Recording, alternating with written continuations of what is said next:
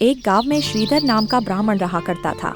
सुबह जैसे ही होता वह भिक्षा मांगने के लिए अपने घर से निकल पड़ता। भगवान के लिए कुछ खाने को दे दो, खाने को दे दो, खाने को दे दो, खाने को दे दो। बूढ़े ब्राह्मण का आशीर्वाद मिलेगा। जो कुछ भी उसे भिक्षा मिलता उससे ही वह अपनी भूख मिटाता था। एक बार गांव के प्रधान ने ब्राह्मण पर दया करके बैलों की जोड़ी दान में दे दी। लीजिए ब्राह्मण देवता, आज से ये बैल आपके हुए। ब्राह्मण खुशी खुशी वह बैल लेकर अपने घर चल देता है। मैं इन बैलों को अच्छे से रखूंगा जिससे ये मोटे ताजे हो जाएं। ब्राह्मण उन बैलों को अच्छे तरीके से भरण पोषण कर रहा था। रोज हरी हरी घास खिलाता। एक दिन ब्राह्मण के घर के रास्ते से एक चोर जा रहा था। तभी उसकी नजर उन बैलों पर पड़ती है। इन्हें बेचने पर तो बाजार में बहुत पैसे मिलेंगे। चोर के मन में लालच आ जाता है। मैं आज रात ही इन दोनों बैलों को इस ब्राह्मण के घर से चुरा लूंगा। चोर अपनी योजना बनाकर अपने घर चला जाता है और रात होते ही चोरी करने के लिए वह ब्राह्मण के घर की ओर निकल पड़ा। रास्ते में उसे बहुत ही भयावह एक आदमी मिला।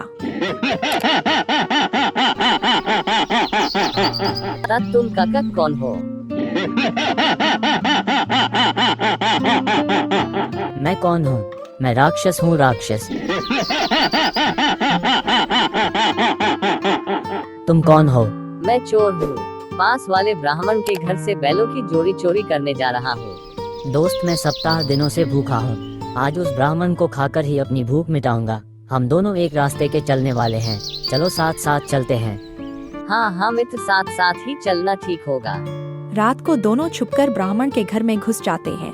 अरे ये ब्राह्मण तो अभी भी जग रहा है। लगता है ब्राह्मण सो गया। हाँ दोस्त, लगता है ब्राह्मण सो गया।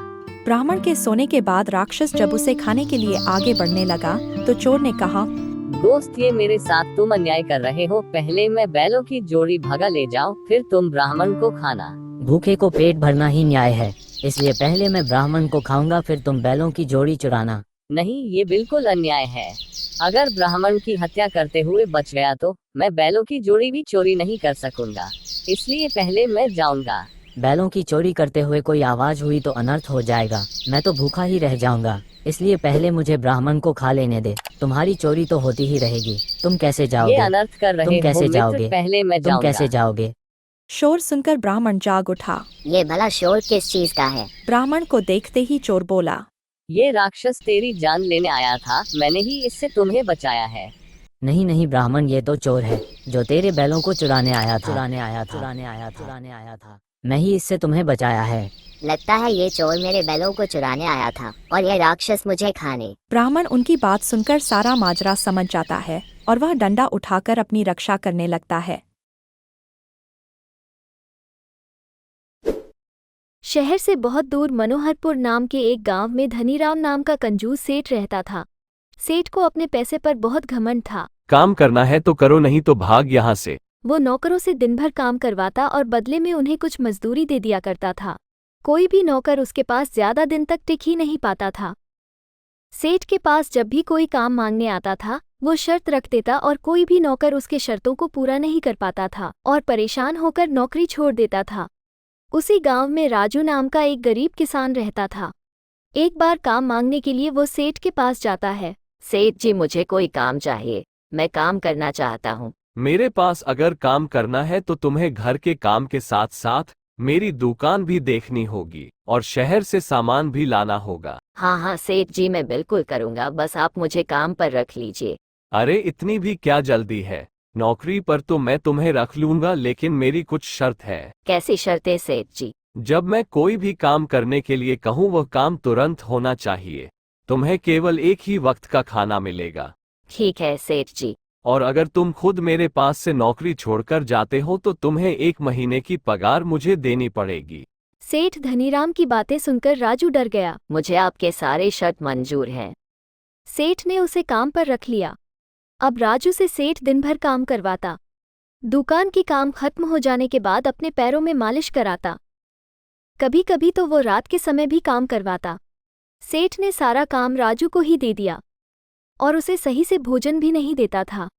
थोड़े दिन के बाद राजू कमजोर हो गया और हारकर सेठ को बोला, सेठ जी, मैं अब आपके पास काम नहीं कर सकता हूँ। 1 महीने का पगार दे दो और जाओ यहाँ से। राजू ने 1 महीने की पगार सेठ के पास ही छोड़ दी और वहां से चला गया। सेठ धनीराम से पैसे ले लेना इतना आसान है क्या? राजू अपने घर चला जाता है और 1 महीने की पगार सेठ ने हड़प ली, ये सोचकर वो रोने लगा। राजू का एक दोस्त समोखन था। वो उसी समय अपने दोस्त से मिलने आ रहा था। अरे भाई राजू, क्या हुआ? क्यों रो रहे हो? राजू ने समोखन को सारी बात बताई। मुझे उस दुष्ट सेठ का पता बताओ, आखिर वह रहता कहाँ है? राजू ने तुरंत ही सेठ का पता समोखन को बता दिया। समोखन उस सेठ के पास आ गया। सेठ जी, मैं बहुत गरीब आदमी हूँ। अरे तो मैं क्या करूँ? मुझे कोई काम दे दीजिए, मैं बहुत परेशानी में हूँ। देखो, मेरे पास काम की कोई कमी नहीं है। अगर मेरी शर्त मानोगे तो तुम्हें काम जरूर मिलेगा। सेठ धनीराम वो सारी शर्त समोखन के सामने रख देता है और सारी शर्त समोखन ने भी मान ली। सेठ जी, अब आपने तो अपनी शर्त रख दी है, पर अब मेरी भी एक शर्त है। अगर आपने मुझे काम से निकाला तो आपको पूरे 6 महीने का पगार देना होगा। ठीक है, मुझे तुम्हारी शर्त मंजूर है। अब सेठ समोखन को काम बताने लगा। सेठ जो भी काम बताता समोखन उसका उल्टा करता था। अरे समोखन, जरा बाजार से सब्जी लेकर आना। समोखन तुरंत बाजार चला जाता है। बाजार से वो थोड़ी देर बाद सब्जी लेकर आया। सेठ जी महीने का हिसाब कर रहे थे। इस सब्जी का क्या करना है? ये सुनकर सेठ को गुस्सा आ गया। सारी सब्जियां जानवरों को दे दो। समोखन ने ठीक ऐसा ही किया। क्या तू पागल है, मूर्ख कहीं का? तुझे इतना भी नहीं समझ कि सब्जी का क्या करना है? सेठ को अब चिंता होने लगी क्योंकि समोखन कोई भी काम ठीक से नहीं करता था। एक रात सेठ ने कहा, जाओ गोदाम से चावल की बोरी लेकर आओ, घर में चावल नहीं है। और इस बार मैं तुम्हें समझा रहा हूँ, चावल एक ही बोरी लाना और दरवाजे को अच्छे से बंद कर देना। अब समोखन गोदाम की ओर चल पड़ा। गोदाम से चावल की बोरी उठाया और बिना दरवाजा लगाए वहां से चला गया। अगले दिन सुबह तक सेठ का गोदाम से सारा सामान चोरी हो गया। क्यों रे समोखन, तूने दरवाजा बंद नहीं किया था क्या? सेठ जी, मैंने दरवाजा बंद किया था। फिर गोदाम की चोरी कैसे हुई? सेठ जी, मैंने इसके बगल वाले घर में ताला लगाया है। आपने मुझे ये नहीं बताया था कि गोदाम में ताला लगानी है। ये सुनकर सेठ ने गुस्से में कहा, मैं तुम्हें अभी काम से निकालता हूँ। सेठ जी, लेकिन आपको मेरी शर्त तो याद है ना? मैं तुझ जैसे नौकर को अब रख ही नहीं सकता हूँ। सेठ ने तुरंत ही 6 महीने का पगार समोखन को दे दिया। समोखन वो पैसे लेकर अपने दोस्त राजू के पास चला जाता है और आधे पैसे उसे दे देता है। दोनों दोस्त अब खुशी खुशी अपना जीवन बिताने लगे। शहर से बहुत दूर बसे एक गांव में धन्नू नाम का एक गरीब आदमी रहा करता था। मजदूर हूँ तो काम पर ही जाऊंगा ना, कहीं चोरी करने जाऊंगा क्या? धन्नू दिन भर मेहनत मजदूरी किया करता और किसी तरह अपने भूखे पेट को भरता था। ओ सेठ, मुझे आज की मजदूरी दे देना। ऐसी बात नहीं थी कि उसके परिवार में ज्यादा लोग थे। एक पत्नी थी, वो भी थोड़े दिन पहले ही इस दुनिया को छोड़कर चली गई। धन्नू बहुत कोमल स्वभाव का आदमी था, लेकिन हमेशा वो उल्टी बातें किया करता था। भाड़ में गई नौकरी, तुमने आखिर मुझे समझ क्या रखा है?